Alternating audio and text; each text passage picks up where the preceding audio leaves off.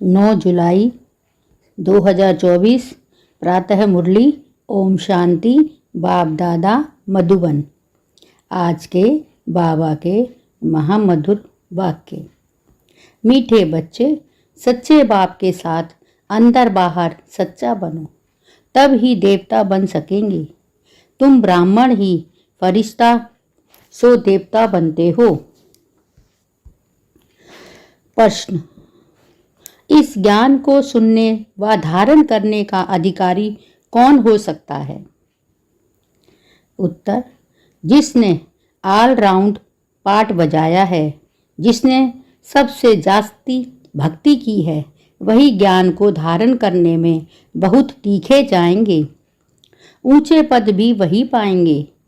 तुम बच्चों से कोई पूछते हैं, तुम शास्त्रों को नहीं मानते हो?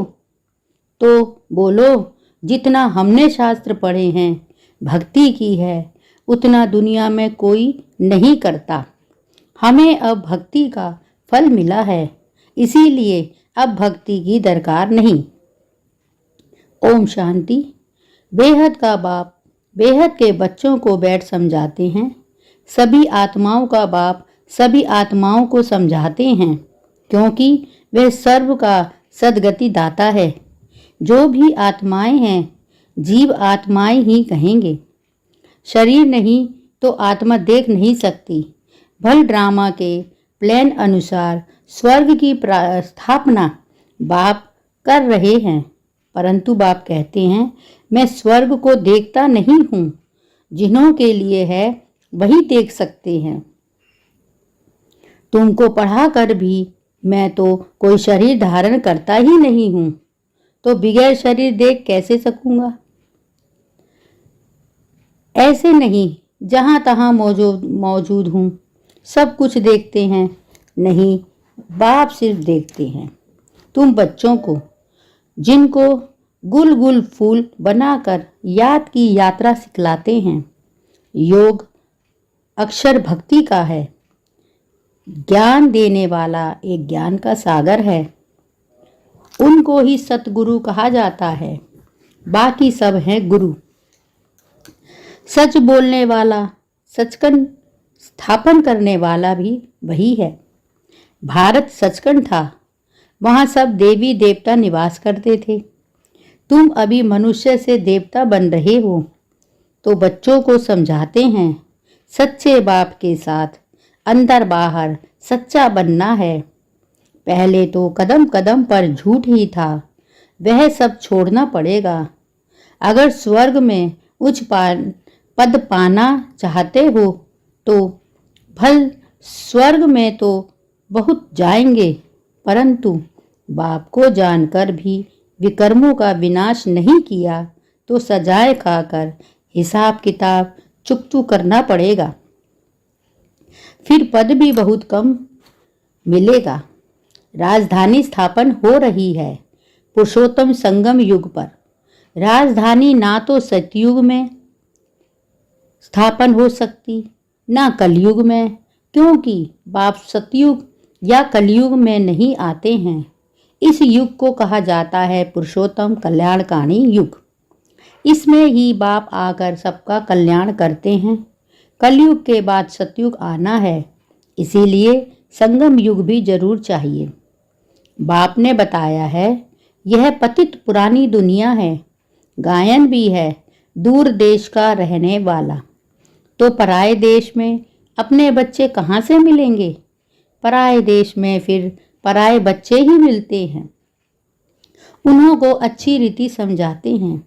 मैं किसमें प्रवेश करता हूँ, अपना भी परिचय देते हैं, और जिसमें प्रवेश करता हूँ उनको भी समझाता हूँ कि यह तुम्हारा बहुत जन्मों के अंत का जन्म है। कितना क्लियर है।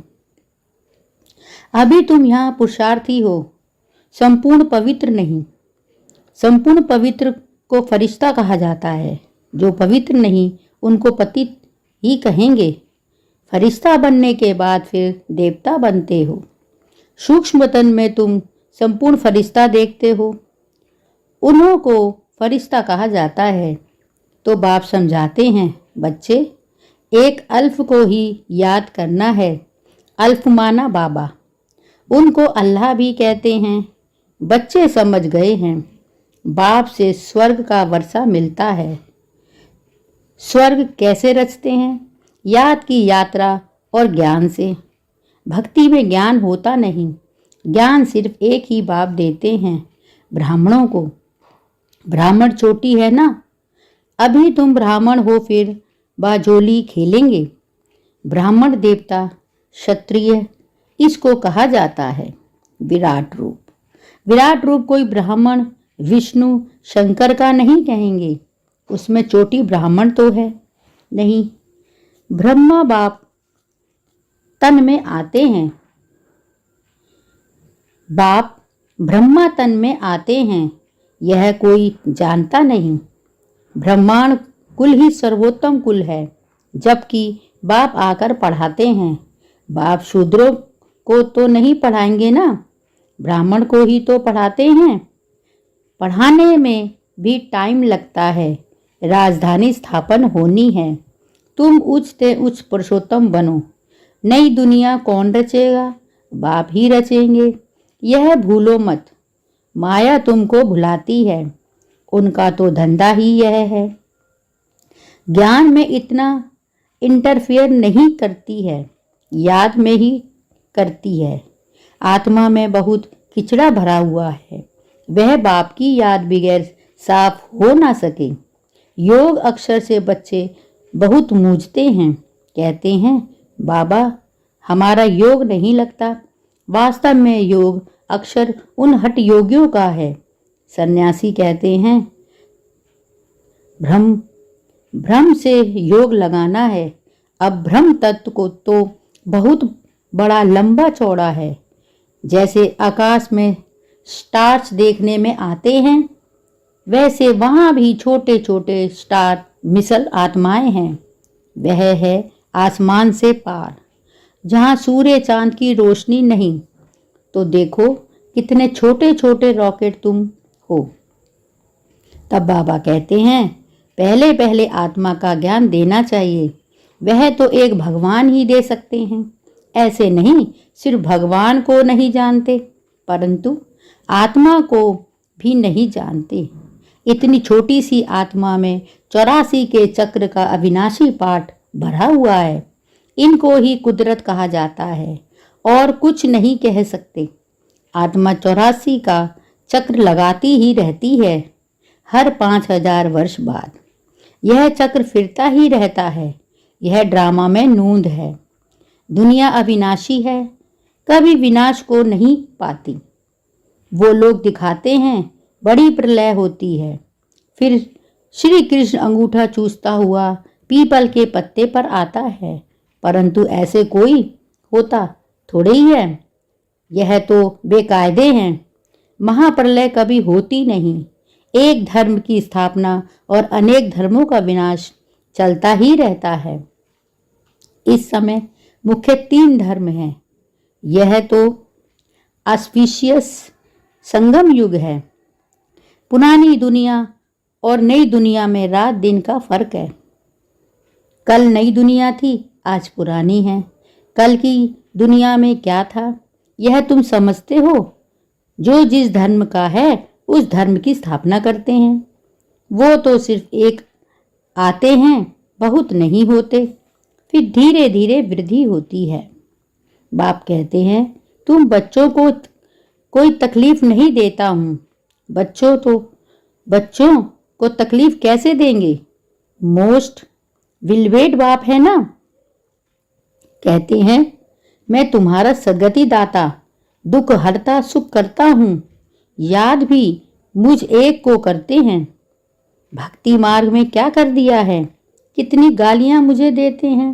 कहते हैं गॉड इज वन, सृष्टि का चक्र भी एक ही है। ऐसे नहीं आकाश में कोई दुनिया है, आकाश में स्टार्स है। मनुष्य तो समझते हैं एक एक स्टार में सृष्टि है, नीचे भी दुनिया है। यह सब है भक्ति मार्ग की बातें।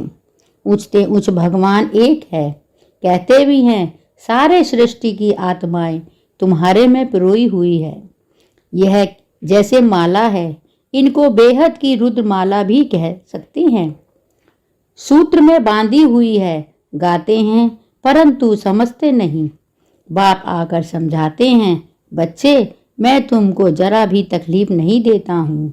यह भी बताया है, जिन्होंने पहले पहले भक्ति की है वही ज्ञान में तीखे जाएंगे। भक्ति जाति की है तो फल भी उनको जास्ती मिलना चाहिए। कहते हैं भक्ति का फल भगवान देते हैं, वह है ज्ञान का सागर, तो जरूर ज्ञान से ही फल देंगे। भक्ति के फल का किसको पता ही नहीं है। भक्ति का फल है ज्ञान, जिससे स्वर्ग का वर्षा सुख मिलता है, तो फल देते हैं, अर्थात नरकवासी से स्वर्गवासी बनाते हैं। एक बाप रावण का भी किसको पता नहीं है। कहते हैं यह पुरानी दुनिया है, कब से पुरानी है वह हिसाब नहीं लगा सकते। बाप है मनुष्य सृष्टि रूपी झाड़ का बीज रूप, सत्य है, वह कभी विनाश नहीं होता। इनको उल्टा झाड़ कहते हैं। बाप ऊपर में है, आत्माएं बाप को ऊपर देख बुलाती हैं। शरीर तो नहीं बुला सकता, आत्मा तो एक शरीर से निकल दूसरे में चली जाती है। आत्मा ना घटती है ना बढ़ती है, ना कभी मृत्यु को पाती है। यह खेल बना हुआ है, सारे खेल के आदि मध्य अंत का राज बाप ने बताया है। आस्तिक भी बनाया है, यह भी बताया है कि इन लक्ष्मी नारायण में यह ज्ञान नहीं है। वहाँ तो आस्तिक नास्तिक का पता ही नहीं रहता। इस समय बाप ही अर्थ समझाते हैं। नास्तिक उनको कहा जाता है जो न बाप को और न रचना के आदि मध्य अंत को, न ड्यूरेशन को जानते हैं। इस समय तुम आस्तिक बने हो, वहाँ यह बातें ही नहीं, खेल है ना। जो बात एक सेकंड में होती है वह फिर दूसरे सेकंड में नहीं होती। ड्रामा में टिक टिक टिक टिक होती रहती है। जो पास्ट हुआ चक्र फिरता जाएगा। जैसे बाइस्कोप होता है, 2 घंटे या 3 घंटे बाद फिर वही बाइस्कोप हूबहू रिपीट होगा। मकान आदि तोड़ डालते हैं, फिर देखेंगे बना हुआ है, वही हूबहू रिपीट होता है। इसमें मूझने की बात ही नहीं। मुख्य बात है आत्माओं का बाप परमात्मा है। आत्माएं परमात्मा अलग रहे बहुकाल, अलग होती हैं, यहाँ आती हैं पाठ बजाने।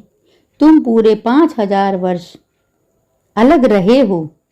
तुम मीठे बच्चों को ऑलराउंड पाठ मिला है, इसीलिए तुमको ही समझाते हैं।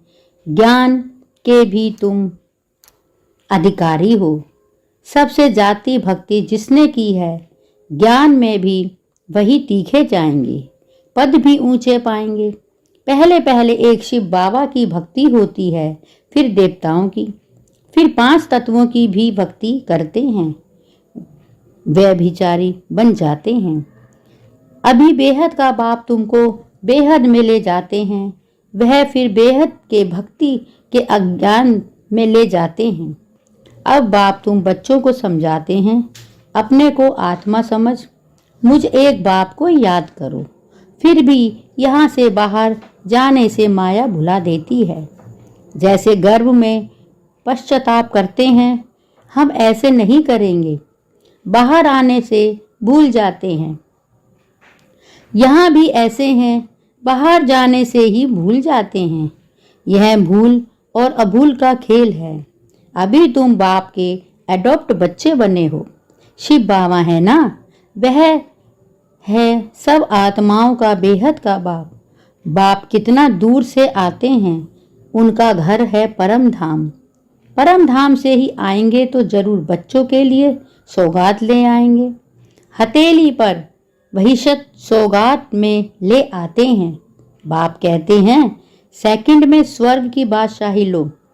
सिर्फ बाप को जानो, सभी आत्माओं का बाप तो है ना। कहते हैं मैं तुम्हारा बाप हूँ।